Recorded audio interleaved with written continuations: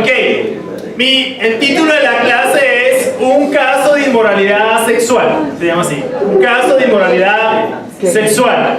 Présteme atención, por favor, ya, ubiquémonos. Uno de los problemas que definitivamente aqueja más a la Iglesia de Cristo, y se habla en términos universales, es el de la inmoralidad sexual. No es un problema nuevo, es un problema de siglos. Frecuentemente, al día de hoy, se destapan casos de inmoralidad y perversión sexual a todos los niveles. Desde miembros no muy visibles en la iglesia hasta pastores y otras autoridades eclesiásticas. La inmoralidad sexual es un asunto que debe ser tratado con mucho celo y sabiduría, no solo por los problemas que causa, sino porque para Dios es algo realmente desagradable. El llamado para su iglesia es: sean santos porque yo soy santo. Y el tema de 1 Corintios 5 es precisamente ese. Vamos allá, 1 Corintios 5. Y vamos a leerlo, ¿listo? Para tomar todo el contexto, 1 Corintios 5. Se ha sabido de un caso de inmoralidad sexual entre ustedes que ni siquiera los paganos tolerarían. Y es que uno de ustedes tiene como mujer a la esposa de su padre. Ustedes están engreídos. ¿No deberían más bien lamentar lo sucedido y expulsar de entre ustedes al que cometió tal acción? Yo por mi parte, aunque físicamente no estoy entre ustedes, sí lo estoy en espíritu, y como si hubiera estado presente he juzgado al que hizo tal cosa. Cuando ustedes se reúnan y el Espíritu yo esté con ustedes, en el nombre de nuestro Señor Jesucristo y con su poder, entreguen a ese hombre a Satanás para que lo destruya, a fin de que su espíritu sea salvado en el día del Señor Jesús. No está bien que ustedes se jacten. ¿No saben que un poco de levadura hace fermentar toda la masa? Límpiense de la vieja levadura para que sean nueva masa, sin levadura, como en realidad lo son. Nuestra Pascua, que es Cristo, ya ha sido sacrificada por nosotros. Así que celebremos la fiesta, pero no con la vieja levadura, ni con la levadura de malicia y de maldad, sino con panes sin levadura, de sinceridad y de verdad. Por carta ya les he dicho que no se junten con esos libertinos. Y no me refiero a que se aparten del todo de los libertinos mundanos, o de los avaros, o de los ladrones, o de los idólatras, pues en este caso tendrían que salirse de este mundo. Más bien les escribí que no se junten con los que se dicen hermanos, pero son libertinos, avaros, idólatras, insolentes, borrachos y ladrones. Con esa gente ni siquiera coman juntos. ¿Con qué derecho podría yo juzgar a los de afuera si ustedes no juzgan a los de adentro? A los de afuera ya Dios los juzgará, así que saquen de entre ustedes a ese perverso. Y es un pasaje bastante duro, muy difícil, que a lo largo de la historia, especialmente la historia moderna de la iglesia, ha sido muy mal interpretado. ¿Sí me explico? Hoy vamos a tratar de entender con profundidad de qué se trata esto. El tema básicamente es el diagnóstico que Pablo hace y el trato que le da a un caso de inmoralidad sexual en la iglesia mediante 3 radicales exhortaciones. Entonces, aun cuando el problema de la inmoralidad sexual siempre será un asunto de alta sensibilidad en la vida de la iglesia, porque eso está presente, sin lugar a dudas, el llamado a la disciplina eclesiástica es evidente no solo para la época de la iglesia del primer siglo, sino para la iglesia en todas sus épocas. O sea, lo que tú ves acá no es solamente el diagnóstico que hace Pablo del problema, sino el trato que le da. Él disciplina básicamente a esta persona, pero no solamente a la persona, a la iglesia. Entonces la disciplina en la iglesia es algo necesario. ¿Sí me hago entender? La disciplina en la iglesia es algo fundamental. No es algo de lo que tenemos que simplemente evadirnos. Ahora, la disciplina en la iglesia no corresponde exclusivamente al liderazgo. Cada uno de nosotros, según Gálatas 6:1, tiene esa responsabilidad. Ahora, lo increíble de esa responsabilidad es que también te obliga a mirarte a ti como estás. Amén. No puedes disciplinar algo de lo que tú no estás siendo ejemplo o autoridad, porque ¿cómo lo vas a hacer? Entonces, de alguna forma nos involucra también a nosotros mismos. Ahora, lo primero que hace Pablo es diagnosticar el problema en la iglesia de Corinto, en esos dos primeros versículos. ¿Y cómo lo diagnostica? Él usa una frase interesante, dice: un caso de inmoralidad sexual que ni siquiera entre los paganos se tolera. Es como lo diagnostica. Eso ni siquiera entre los paganos se tolera. Pablo es muy claro en decir que el caso de inmoralidad sexual en la iglesia en Corinto era ya del dominio público. En el versículo 1, en las versiones, nueva versión internacional, por dice que ya es del dominio público. En esta versión dice: es bien sabido, o se ha sabido de un caso de inmoralidad sexual entre ustedes. Ya es bien sabido, ya es del dominio público que eso está sucediendo. Es decir, era un caso visible y de amplio conocimiento. La información de Pablo al respecto no era producto de chismes o de información precaria y malintencionada. Era un hecho presente y público, además. Era del dominio público. Era de amplio conocimiento que eso estaba sucediendo. Cuando yo leía esta primera frase, también pensaba muchísimo en la necesidad que nosotros tenemos de que cuando se presenta una situación en la iglesia, seamos lo suficientemente profundos como para tener toda la información y no chismear. Porque otro de los problemas de la iglesia es el chisme.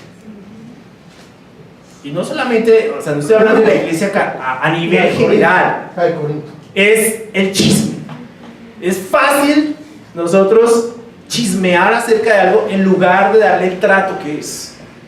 ¿Sí me explico? Ese es otro problema que existe en la iglesia contemporánea. Entonces, Pablo procede a decir con total convicción, que dicho caso de inmoralidad sexual ni siquiera era tolerado entre los paganos. Inmediatamente describe la naturaleza del hecho. Uno de ustedes tiene por mujer a la esposa de su padre. Ese hecho ni siquiera entre los paganos se tolera, según Pablo. Ese es el diagnóstico que hace.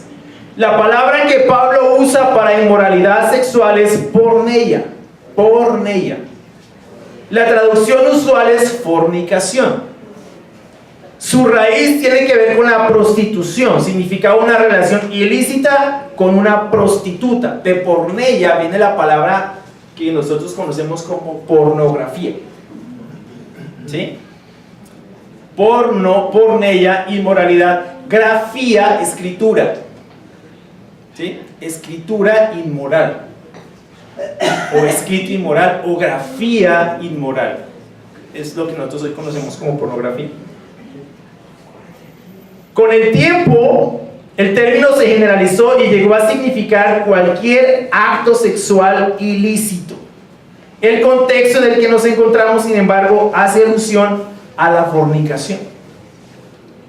En el comentario del Mundo Hispano dice: ya que en el mundo griego del tiempo de Pablo no se conocía por su pulcritud moral, estas palabras serían aún más condenatorias. Pablo no quiere decir con esto que ningún gentil jamás hubiera cometido esta inmoralidad, sino que el acto no era aceptable ni siquiera dentro de la sociedad gentil. O sea, ese acto que estaba cometiendo este hermano ni siquiera entre la sociedad pagana gentil de su época era tolerado. Al Pablo no describir el acto como adulterio hace posible el hecho de que el padre no estuviera vivo o estuviera tal vez divorciado. Él no dice que es adulterio, dice que es fornicación, lo que significa que posiblemente o el papá había muerto ya o estaba divorciado. Pero aún así era un acto de fornicación. No era posible eso. Sin embargo, el que este hermano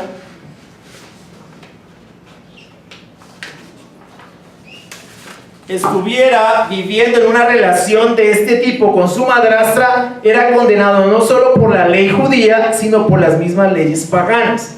Por ejemplo, en Levítico 18:8 se habla de eso. En Deuteronomio 22:30 también se habla de eso. Y en Deuteronomio 27:20 también se habla en contra de ese tipo de cosas. La misma cultura greco-romana, tan tolerante con una gran variedad de actos inmorales, censuraba este tipo de incesto, porque era un tipo de incesto. El orador romano Marco Tulio Cicerón afirma que el incesto es algo inaudito en la sociedad romana. La sociedad griega lo consideraba como un crimen. Y evidentemente la ley judía lo censuraba tajantemente. Pablo cuestiona a los corintios, dada su actitud laxa y permisiva frente a ese hecho. Al parecer se sentían orgullosos de la conducta inmoral de este hermano, calificándola de libertad cristiana, en algún sentido, lo cual se constituía en una distorsión de la doctrina de la gracia. Por eso Pablo dice: ustedes están engreídos. Se sentían o se enorgullecían de ese tipo de libertad.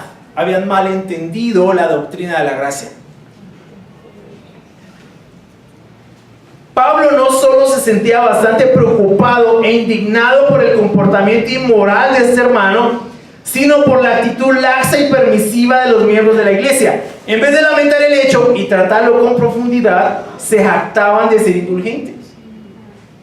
Aquí no se trata de que el que esté libre de pecado que tire la primera piedra. Se trata de que este tipo de cosas no deben ser tolerados ni aceptados como comportamientos legítimos dentro de la iglesia.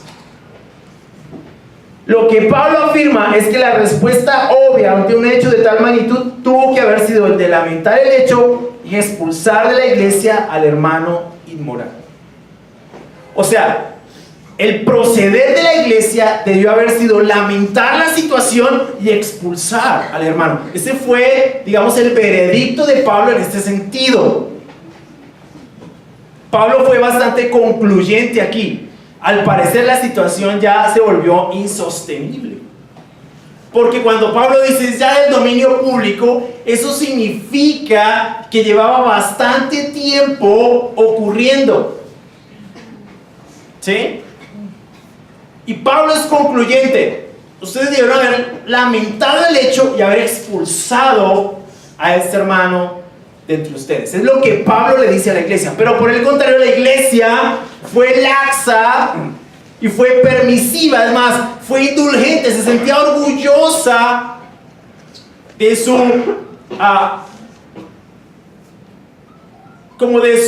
entre comillas, libertad cristiana.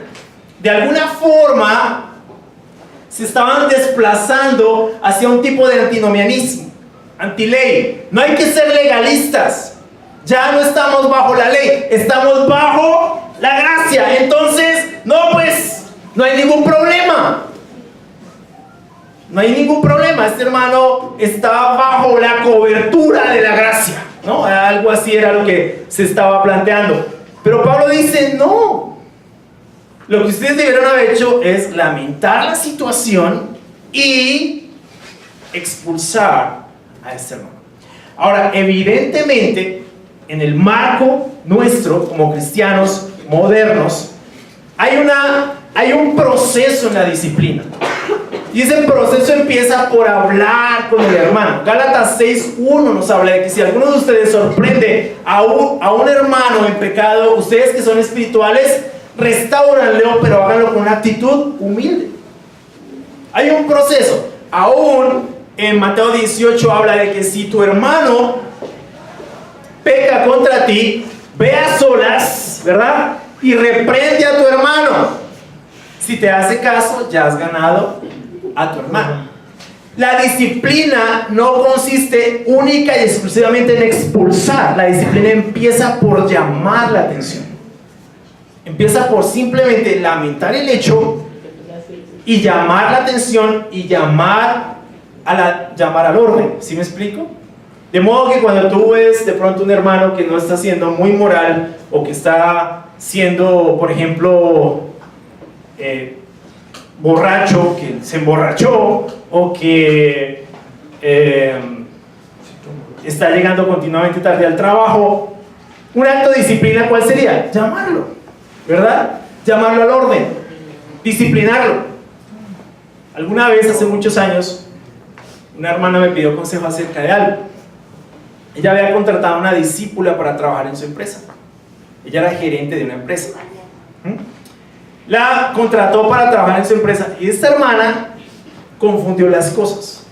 Ella pensaba que por el hecho de que esta hermana era la gerente, entonces ella podía llegar tarde, ella podía irse temprano, ella podía tomarse 2 horas de almuerzo.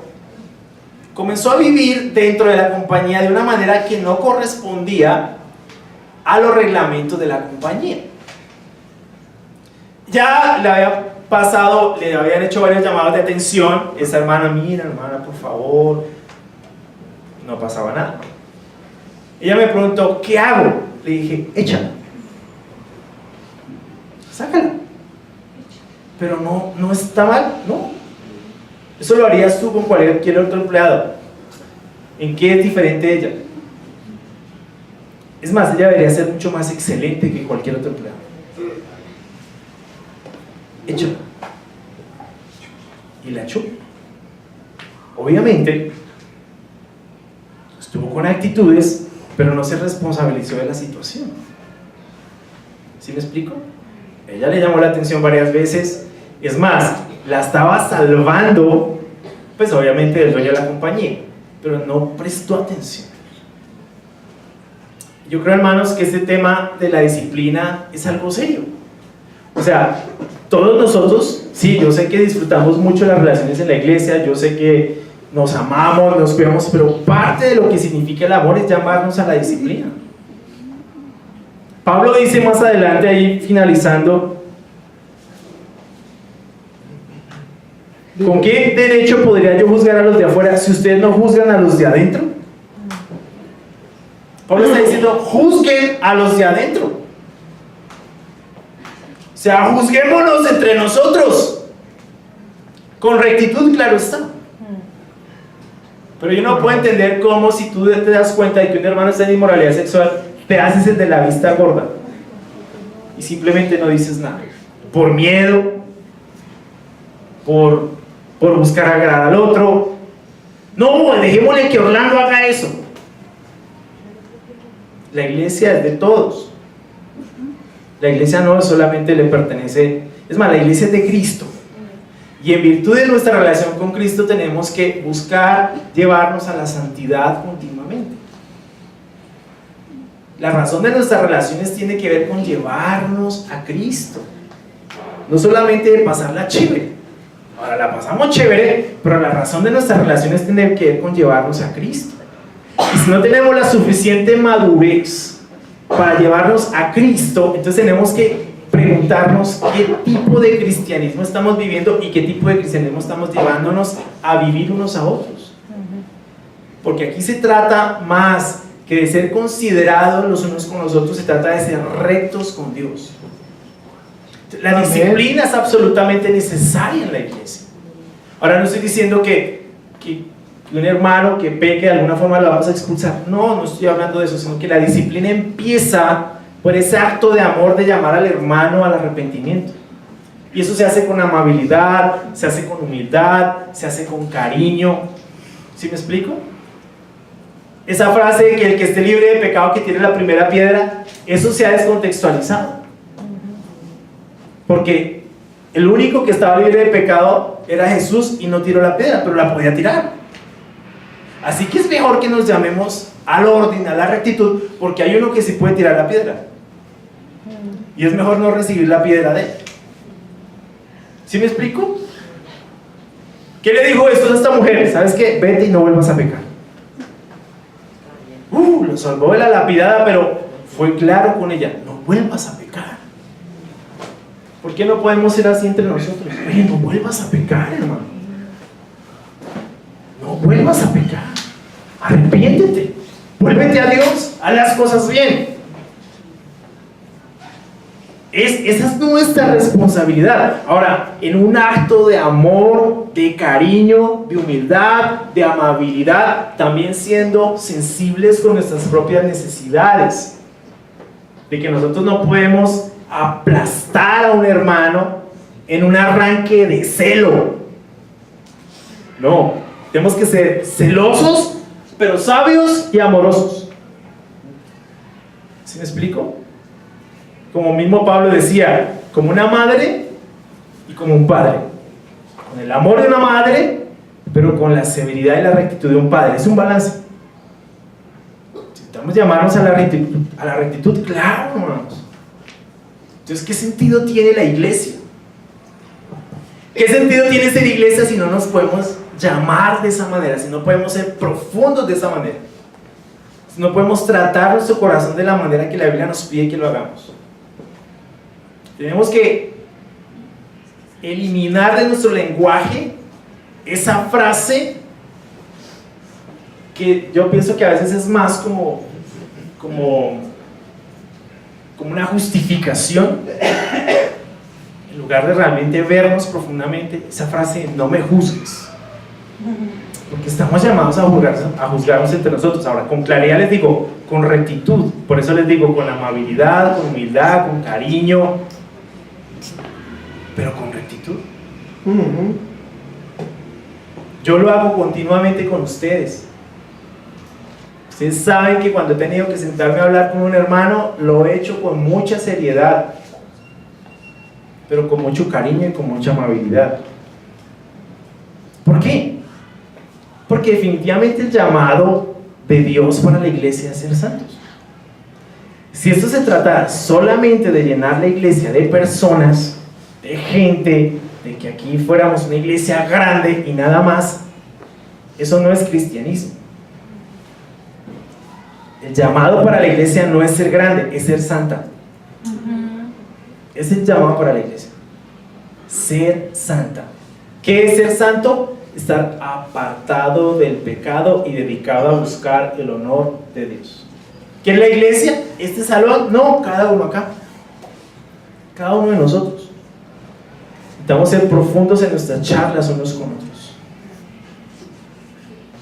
Profundos. Pero nuevamente les digo, amables, amorosos, cariñosos, humildes, pero celosos. ¿Sí me explico? Rectos. En el grupo de discipulado nos preguntamos 3 cosas. La primera, ¿cómo está tu relación con Dios? La segunda, ¿cómo está tu relación con tu familia? Y la tercera, ¿cómo está tu pureza? Cada hombre habla de esas cosas. Cada hombre, y hasta que no habla el último no nos vamos. Obvio.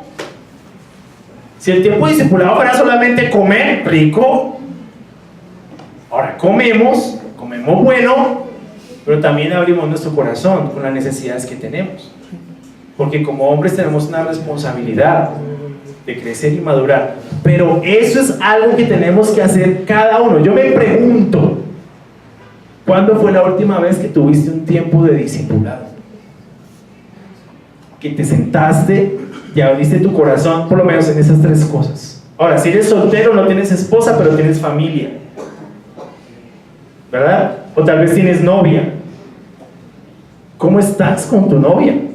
¿Cómo está la pureza en tu noviazgo? ¿Cómo está tu pureza como soltero? ¿Cómo está tu relación con Dios? Estas 3 preguntas deberíamos estarnos haciendo cada uno en nuestra vida. Y más si hay más preguntas. Pero ¿cuándo fue la última vez que pasaste un tiempo de discipulado? Que te sentaste con otro hermano, con otra hermana, mira, estoy así, así, así y así. ¿Cuándo fue la última vez? Tienes que buscar el discipulado en tu vida. El discipulado no es una estrategia eclesiástica, es la forma en que nos ayudamos unos a otros a ser más como Cristo. Eso es el discipulado. Porque el discipulado no tiene que ver con sostener una estructura. eclesiástica. El discipulado tiene que ver con Cristo, con ser más como Cristo. Con eso tiene que ver el discipulado. Pero es muy importante. Mira el diagnóstico que hace Pablo acá. Pablo no se pone como, ay hermano, ¿y qué hicieron? Pero vengan, pero a ver, yo les digo una cosa, miren, es que es difícil, pero ¡plum! ¿Ustedes de qué se sienten orgullosos? En lugar de haber lamentado el hecho y de haber expulsado al hermano, entonces, no, qué chévere esta nueva libertad cristiana, y el otro haciendo de las suyas. Era tan fuerte que ni siquiera en la sociedad grecorromana eso se toleraba. Claro, la preocupación de Pablo era obvia. Oigan, ¿qué tipo de cristianismo está viviendo esta gente que son más celosos los paganos? Y eso que la sociedad pagana de esa época no era que, y menos la corintia, ¿no? No era que fuera tan pulcra que digamos, ¿no? De hecho, ¿se acuerdan que cuando empezamos este estudio, uno de los lemas o una de las prevenciones que se le hacía a la gente que iba a Corintio era: tenga cuidado de no corintianizarse? Porque Corinto era sinónimo de inmoralidad. Imagínate. Entonces, no era que fuera una sociedad muy pulcra moralmente, pero no toleraban ese tipo de cosas. Entonces la inmoralidad, miren, y vamos a verlo en 1 Corintios 6, la inmoralidad sexual es uno de los pecados más terribles en la Biblia.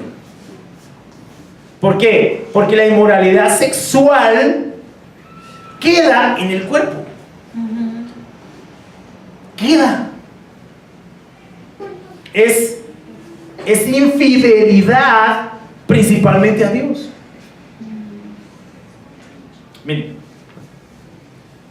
cuando un hombre es infiel a la esposa o viceversa, que también he visto las dos cosas, las heridas que quedan moralmente y espiritualmente son muy fuertes. Toma muchísimo tiempo para que eso sane, pero queda la cicatriz. Yo hablaba con dos hermanos, abrían su corazón en Boston respecto a ese tema. Son hermanos que llevan 30 años en la fe. Ellos se hicieron discípulos, pero ya eran casados. Y uno de ellos me decía, mano, contaba ya al grupo, bueno, esto es tan duro, porque después de 30 años y de saber que Dios me ha perdonado, pues esa cicatriz quedó. Entonces, ¿a qué voy? Creo que debemos ser muy celosos con este tema. Obviamente Dios es compasivo, Dios es misericordioso, pero no nos podemos refugiar en ese tipo de cosas, en la compasión y la misericordia de Dios para seguir pecando, porque fue lo que hicieron ellos acá. De hecho, el argumento de Romanos 6 es, ¿entonces qué? ¿Vamos a seguir pecando? No, porque los que hemos muerto al pecado debemos mantenernos lejos del pecado. Romanos 6 habla de eso.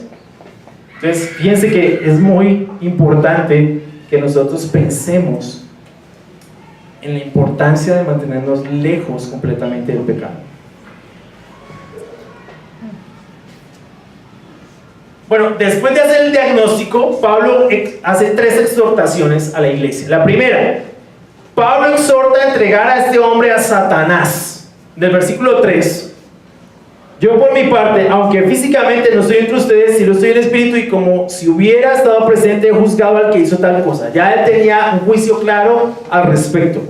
Cuando ustedes se reúnan y en espíritu yo esté con ustedes, en el nombre de nuestro Señor Jesucristo y con su poder, entreguen a este hombre a Satanás para que lo destruya, a fin de que su espíritu sea salvado en el día del Señor Jesús. Estos 3 versículos han sido problemáticos.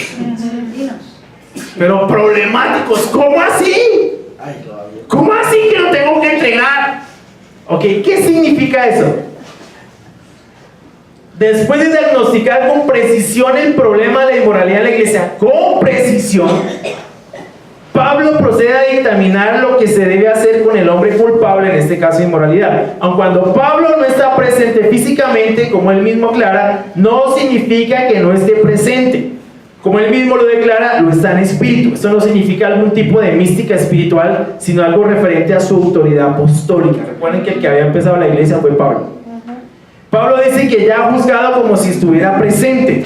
O sea, él ¿cómo lo explico para...?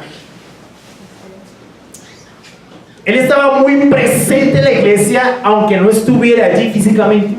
Su autoridad era algo que prevalecía en la iglesia. El versículo 5 ha sido un pasaje mal interpretado y lógicamente descontextualizado. No se refiere a algún encantamiento mágico.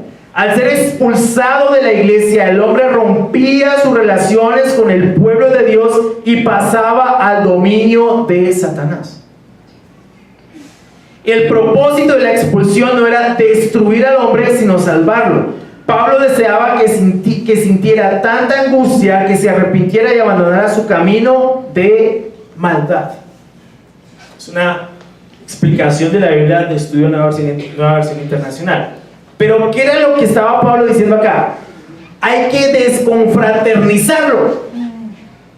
La expulsión no solamente quitarlo de la membresía, es una excomulgación. Es sacarlo de la comunión de la iglesia. Cuando Pablo dice, entréguenlo a Satanás, básicamente lo que está diciendo es, quítenle la protección de la iglesia y entréguenlo a Satanás. En pocas palabras, déjenlo afuera. Déjenlo afuera del redil. ¿De quién es este mundo? De Satanás.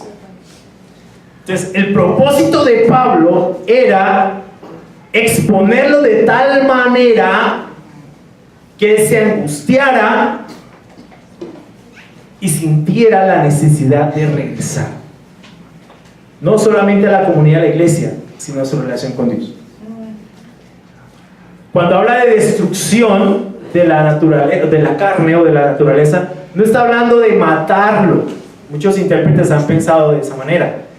Está hablando de que evidentemente se le entregue al dominio de Satanás, para que en su reflexión, en ese proceso de reflexión y en ese proceso de entender su situación fuera de la iglesia, su naturaleza pecaminosa sea destruida y él regrese.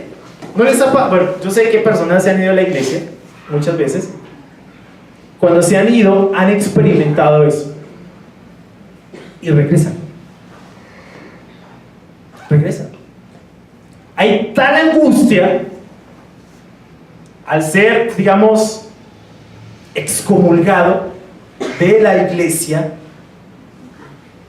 que definitivamente eso produce una angustia tan fuerte que necesariamente se regresa a la comunión con Dios. O sea, el propósito de esta dirección no era destruir al hermano, sino salvarlo.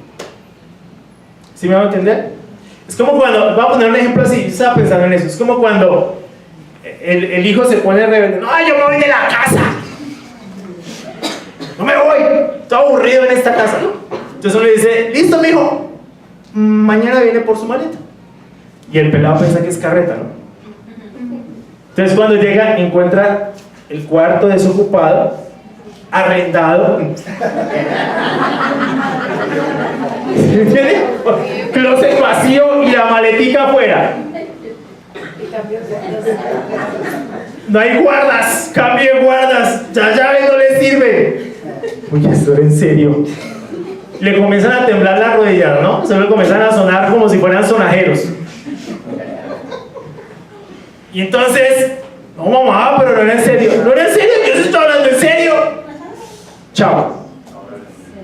¿Y de qué voy a vivir? Ah, no pensó. No pensó en eso. ¿Qué empieza allí? Angustia. Porque al sacar a este muchacho de la casa, queda fuera de su comunión con la casa, queda desprotegido, queda expuesto. ¿Y ahora qué voy a hacer? Lo interesante es que se hacen esa pregunta después de que están afuera. ¿Y ahora qué voy a hacer? No, ¿qué voy a trabajar? ¿Qué voy a comer? Entonces se va para la casa de un amigo. Por allá los tienen como por 3 días. Generalmente no le dicen a la señora que lo echaron de la casa. No, es que pedí permiso a mi papá 3 días. Digan 3 días. Cuarto día. ¿No eran 3 días? Van 5. Y ya es un poquito más honesto. No, es que echaron de la casa. Mi hijo, pero aquí no lo puedo tener. Chao.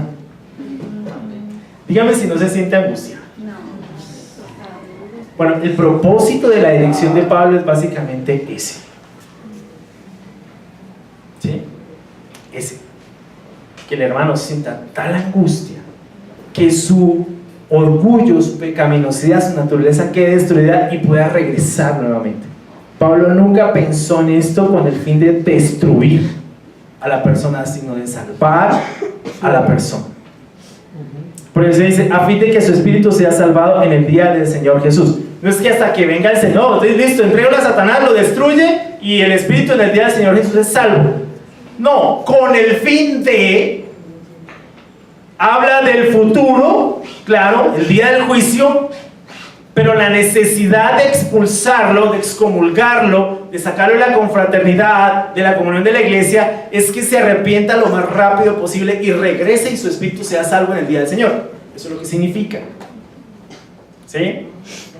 Eso es lo que significa. No se trata, ojo lo que voy a decir, no se expulsa un hermano simplemente por librarnos del hermano. Libre este problema. Eso es falta de amor. La expulsión tiene un fin.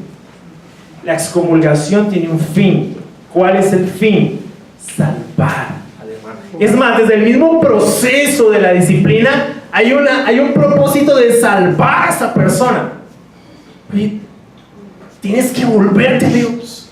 Tienes que arrepentirte. No te puedes ir. Si tienes que llorar, llora. Pero el propósito no es simplemente, ya librémonos de este y bauticemos otro. ¿Cómo así? No, de eso no se trata. Es un acto de amor mediante el cual buscamos rescatar a esa persona del engaño y del pecado. Eso es. A eso se refiere Gálatas 6:1 y a eso se refiere Mateo 18. No es simplemente expulsar por expulsar y me libro del problema. Eso es una falta de amor completamente. Eso no es coherente con las relaciones que se viven en la iglesia. No es coherente. Yo estoy seguro que una mamá no echa a su hijo en la casa simplemente por echarlo. ¿Tú crees que no sufre? Por dentro está que se muerde, pero ella sabe que eso le va a hacer bien. Yo una vez aconsejé a una mamá de eso. Le dije, déjalo que se vaya. Y la mamá me abrió así los ojos. ¿Seguro, Rocha? Y sí, hágale tranquila, yo sé lo que te digo. Pero, ¿y qué tal que le dé hambre y que pues eso es lo que necesita, ¿no? Y que ahí está bien cómodo? Déjelo que se vaya. Y él se fue. Entonces yo le dije, no lo vas a llamar. ¿Por cuánto tiempo? 3 meses. Rocha, hazme caso. Tú no lo llamas. Si él te llama, recibe la llamada, pero tú no lo llamas. Efectivamente, nunca lo llamó. En los 3 meses él fue siempre el que llamó. Rocha, lo voy a llamar. No lo llames. En el 4.º mes te va a pedir canoa. En el 4.º mes llamó, mami, ¿será que me puedo ir para la casa? Cuando te diga eso, le dije, le vas a poner tú las reglas. Tú le pones las reglas. Tú eres la que pone las reglas. Pero esta mamá sufría. Por dentro estaba que se mordía, por eso que se lo traía y lo consentía. Efectivamente el corazón de este muchacho cambió. El propósito de la disciplina en la iglesia es que el corazón cambie. Porque estamos hablando de un hermano, de un hijo de Dios. Estamos hablando de una persona distinta a eso. El propósito de la disciplina es que el corazón cambie, que la persona se arrepienta, que el hermano reconsidere su proceder, no simplemente expulsarlo por expulsarlo. ¿Sí me hago entender? Ok. Eso es lo que significa.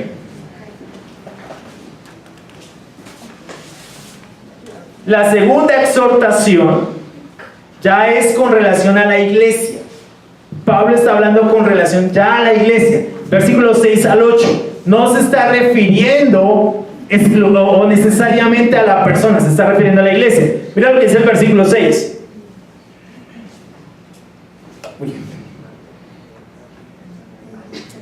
No está bien que ustedes se jacten. ¿No saben que un poco de levadura hace fermentar toda la masa? Límpiense de la vieja levadura para que sean una masa nueva, sin levadura como en realidad lo son. Nuestra Pascua, que es Cristo, ya ha sido crucificada por nosotros. Así que celebremos la fiesta, pero no con la vieja levadura, ni con la levadura de malicia, de maldad, sino con panes sin levadura, de sinceridad y de verdad.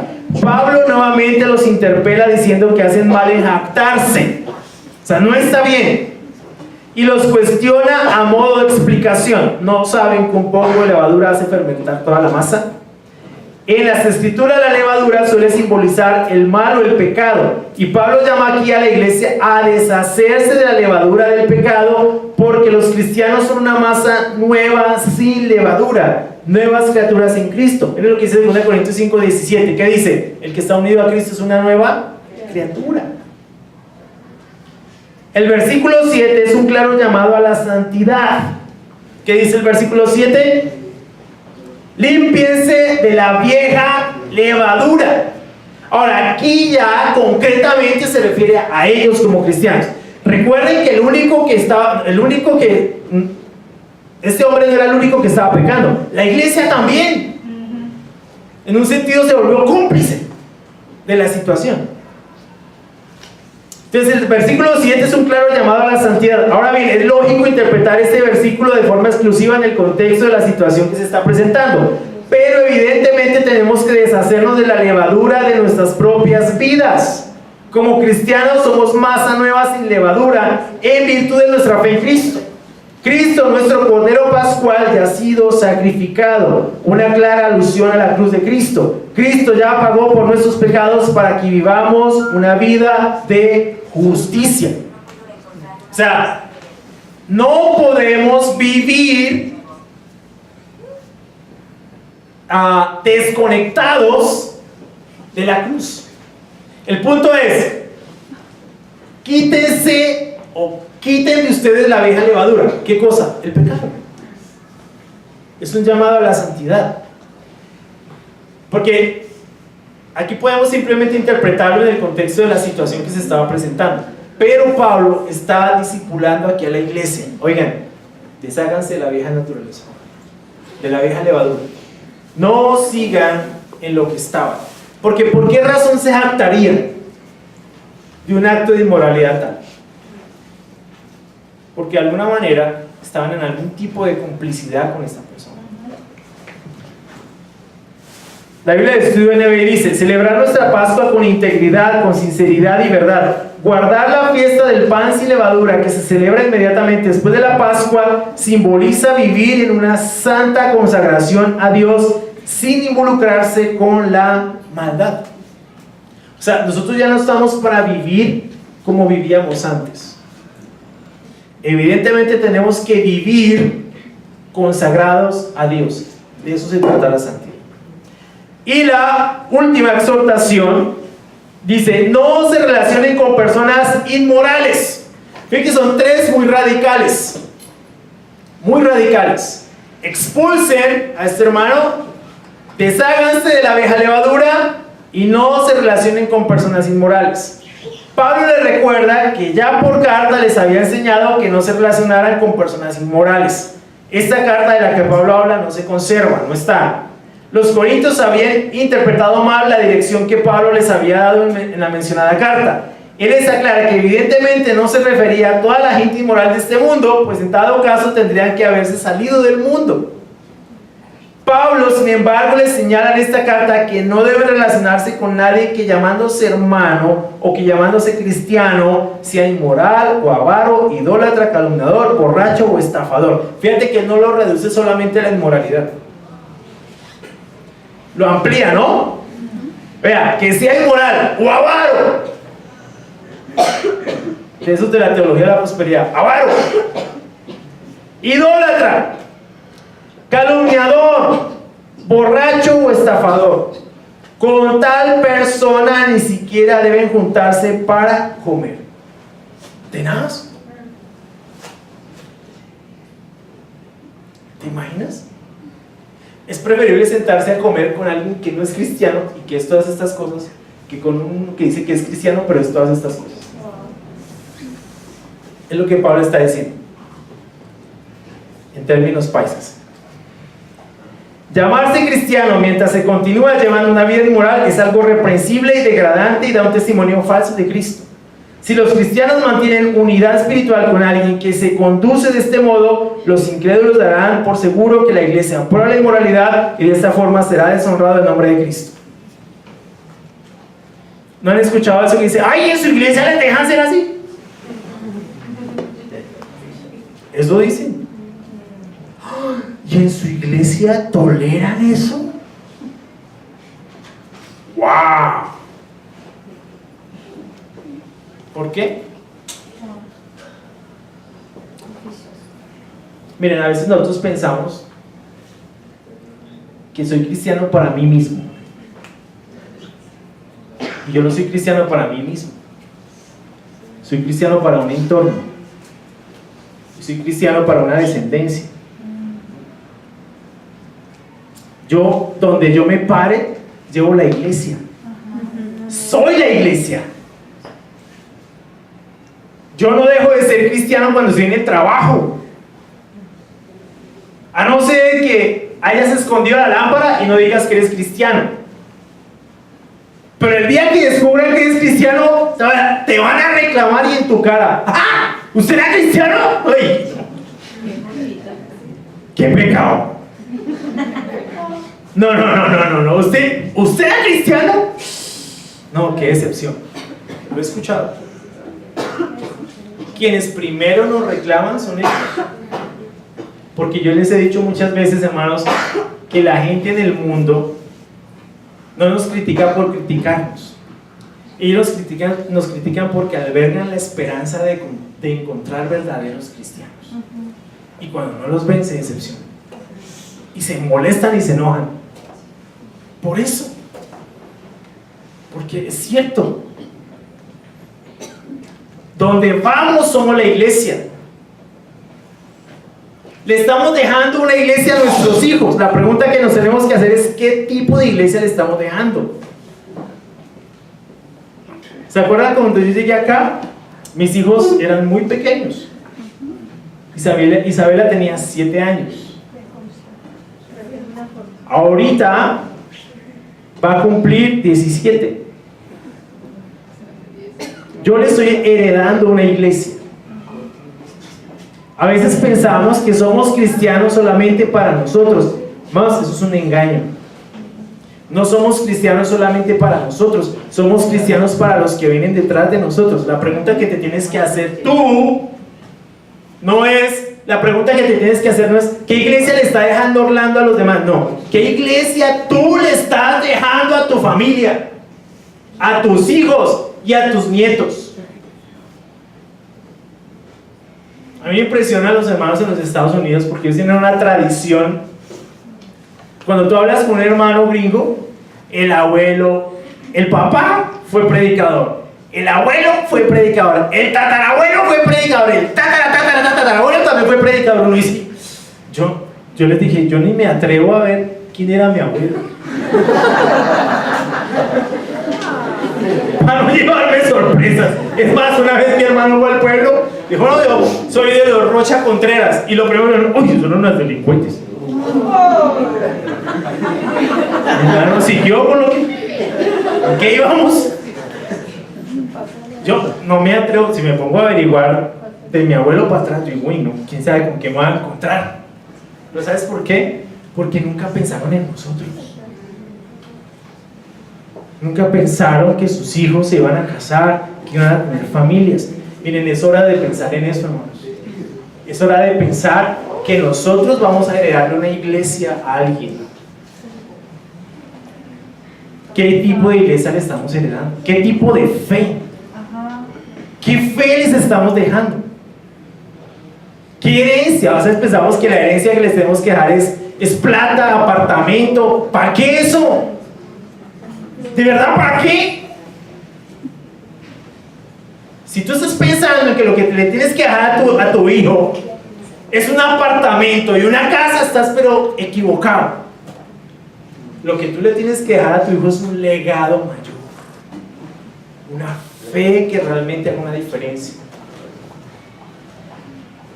A veces ni siquiera la universidad, porque ustedes no tuvieron que pagar su universidad. A mí me tocó pagarme la mía. Yo no, a mí nadie me la pagó, la mía nadie me la pagó. Yo me la tuve que pagar. Pero si tú le dejas una fe, le das algo más profundo, ellos van a poder hacer el resto. Pero ¿qué le estamos dejando? ¿Qué iglesia? No pensemos solamente para nosotros. Es muy importante saber qué iglesia les estamos dejando a ellos. Así es. No podemos estar diciendo que somos una cosa y haciendo otra, ¿no? No tiene ningún sentido. Lógicamente lo que Pablo aquí amonesta es que algún tipo de comunión con alguien que dice ser cristiano pero vive de modo contrario revela a sí mismo un tipo de complicidad y tolerancia al pecado.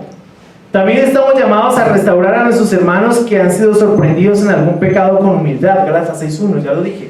Sin embargo, Pablo aquí se refiere al carácter y conducta de alguien habituado al pecado y que no da muestras de arrepentimiento o pesar por su pecado y sin embargo se hace llamar cristiano.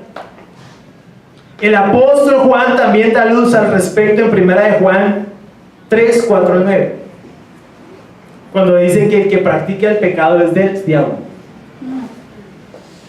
1 de Juan 3, lean, del 4 al 9. Así que la práctica inescrupulosa del pecado en alguien que dice llamarse cristiano es lo que tanto Pablo como Juan reprenden severamente. Quiero explicar algo aquí, cerrando este punto. Es muy diferente que un hermano luche y pelee contra su naturaleza y está, mira hermano, ayúdame, ¿por qué no oramos todos los días a las 6 de la mañana? Está siendo difícil para mí, ayúdame. Este hermano está siendo santo. ¿Sí me explico? Pero es diferente al que, ¿cómo estás? Bien, chévere, animado. ¿Cómo está tu vida? Bien, chévere.